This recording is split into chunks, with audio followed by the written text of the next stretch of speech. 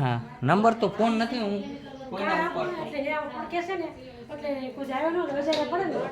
Card આપી દઉં છું એડ્રેસ છે આમાં કેવું તો આવે પાસે પછી નો લેવા આવવાનું હોય તો બીજું શેમ્પુ વાપરવાના જ છે. ઓલાનું એડ્રેસ ક્યાં રાજકોટ વાળાનું લખેલું હા હા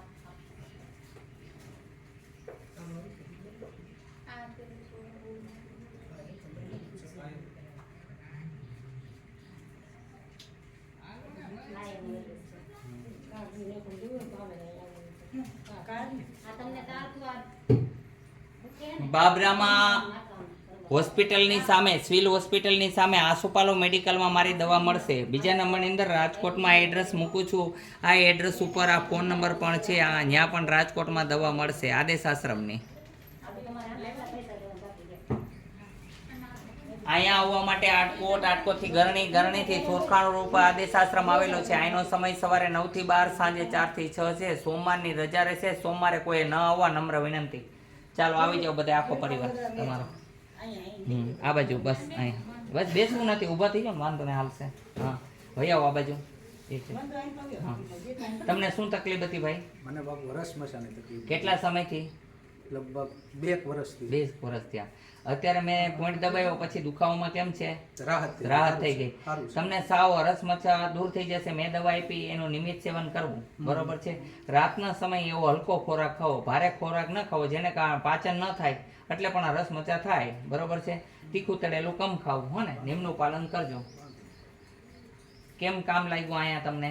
સારું લાગ્યું? તમારી પાસે ટ્રીટમેન્ટ કર્યું ત્યાં સુધીના કોઈ પૈસા લીધા હોય તો કયો? દવાના પૈસા લઈએ છીએ કારણ કે એ બધી બહારથી આવે છે અને અમુક બનાવીએ તો જડીબુટી બહારથી લઈએ છીએ. તમને અત્યારે કેમ છે? સારું છે? તમને સારું છે? તમને સાવ સારું થઈ જશે હો. અરસ મચામાં કીધું નિયમનું પાલન કરજો. તમારી જે શરીરની ચરબીની ગાંઠો છે ગળતા વાર લાગશે હો ને. બાકી શક્યતા નથી, છતાં હું મહેનત કરી દઉં છું કે ગળી જાય બરોબર છે. એને માલિશ એની માથે હલકું કરવાનું હો ને. અને જે નિયમનું પાલન કીધું એ પ્રમાણે કરજો. તમારું શું નામ છે? શામળદાસ. હા શામળદાસ બરોબર છે. અત્યારે તમે મેરડીમાં 7 પરકામાં ફર્યા. તમે કાલે ખાઈને કહેજો કે ના ના પછી 5, 10 દિવસ 15 દિવસ કેડે ગમે ત્યારે આવો ત્યારે કહેજો મને કેમ છે, ગમે ખાવાની છૂટ. આ મેરડીમાંનો ચમત્કાર એ બહુ દયાળુ છે. મેં ઈશ્વરને જોયા નથી પણ અનુભવ કરેલા છે. ઈશ્વર તમારી હરેક વાત સાંભળે છે. આ સત્ય છે. તો આપણે બધાને કેમ લાગ્યું હનુમાનજીનું કામ? અહીંયા જે રોગના ઈલાજ કરે છે ત્યાં હનુમાનજી મહારાજ કરે છે. હું તો એક માત્ર નિમિત્ત છું. કરતા કરતા ઈશ્વર છે. કોઈ સ્વાર્થ નથી. પૈસા ખાતર આપણે કોઈ બિઝનેસ ચાલુ નથી કર્યો. માત્ર ને માત્ર જગત કલ્યાણ માટે થઈને આપણે આ કરીએ છીએ. એક જ ઈચ્છા છે, કરતો હતો ઈશ્વર. એક સૌ શ્રેષ્ઠ કામ બતાવી દઉં છું કે જિંદગીની અંદર કાંઈ કમાવું કે ન કમાવું, એક વસ્તુ કમાજો, સારા સંસ્કાર. શું કે કોઈની નિંદા ન કરવી, કોઈનું ખોટું ન કરવું, કોઈને રોટલો ન દઈ શકો તો કાંઈ નહીં, પણ કોઈ દેતું હોય તેમાં એનો પડવી ન લેવો બરોબર છે. કોઈની બુરાઈ કરવી સૌથી મોટું પાપ છે. અને નારી માટે સૌથી મોટો ધર્મ છે પતિ સાથે જેમ તેમ વર્તન ન કરવું. પતિએથી પરમેશ્વરાય નમઃ. જે નારી કરે છે એને કોઈ દિવસ કષ્ટ પડતું નથી. અને પતિએ પણ સ્ત્રીનું અપમાન ન કરવું જોઈએ. તમારા અંદર કપડાં જે છે એ 5 કરોડ 10 કરોડના મળશે. ઇજ્જત મળશે ક્યાંય તો મને બતાવો. મળશે? નહીં મળે. ઇજ્જત મેળવવાની.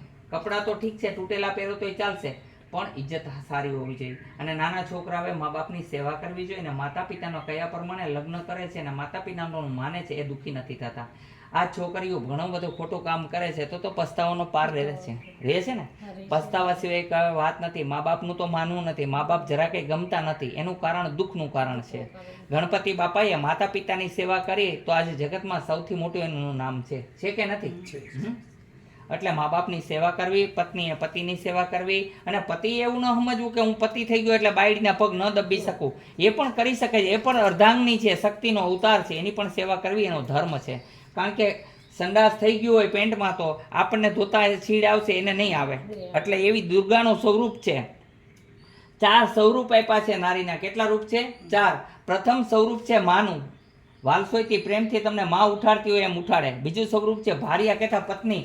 પત્નીનું સ્વરૂપ છે બપોર પડે એટલે તમારી સાથે બેસીને જમે છે, બધી વાત કરે છે. ત્રીજું સ્વરૂપ છે શક્તિનું. તમારી હારે કોઈ ઝઘડો કરવા આવે તો ઊભી રહી જાય, એ ઊભો રહે છે એટલે શક્તિ. ચોથું રાત પડે નર્તકી બને, નિવસ્ત્ર થઈને તમારી હારે નાચ નાચે. એટલે 4 સ્વરૂપ શક્તિને આપ્યા. છતાંય આપણે એમ કહીએ આવી છે ને તેવી છે, કે દુઃખ થાય કે ન થાય?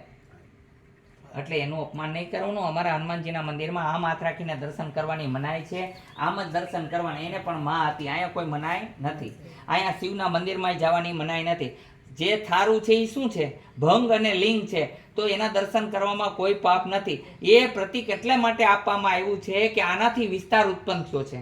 ભંગ અને લિંગથી જ આ જગતની સૃષ્ટિનું નિર્માણ થયું છે.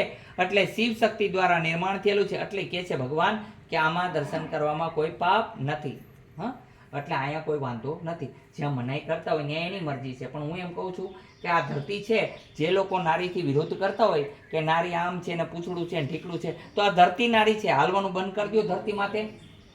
ખોટી વાત હોય તો પાછી આપી દેજો બધાય. ભાઈ બરોબર છે ને? બરોબર છે. પછી આ નારી છે, નદી છે, એ નારી છે, એનું પાણી પીવાનું બંધ કરી દો. એ ટાઈમમાં થાય છે, ધરતી ટાઈમમાં થાય છે, તો એનું પાણી પીવાનું બંધ કરી દો. જમીનમાં હાલવાનું બંધ કરી દો. હવા છે એ પણ નારી થાય, તો હવા લેવાનું બંધ કરી દો. આ ચામડી છે, આખા શરીરને ઢાંકી, એને ચામડો ન કહેવાય, ચામડી કહેવાય, તો એને ઢાંકવાનું બંધ કરી દો. નસ નાળિયું છે એ બધી નારી છે. શક્તિના બાટલા ચડે છે, શિવના બાટલા ન ચડતા. તો કઈ રીતનું નારીનું અપમાન છે? હા, ખોટી વાત છે કે સત્ય વાત છે? એટલે એનું સન્માન કરો. હા, ચાલો, જય અંબે. હા, આદેશ આદેશ. આ નાથ સંપ્રદાયનો ગોરખનાથનો આશ્રમ છે. ના એ હા, હનુમાનજી અહીંયા બિરાજમાન છે સાક્ષાત. અહીંયા નમન કરી ભગવાન સાક્ષાત સ્વરૂપે બેઠા છે. હનુમાનજી મેલડીમાં મહાકાળીમાં બિરાજમાન છે. સદાશિવ બેઠા છે. રામેશ્વર મહાદેવ નામ છે. એમના દર્શન કરવાથી જ ઘણા બધા દુઃખ દૂર થઈ જાય છે.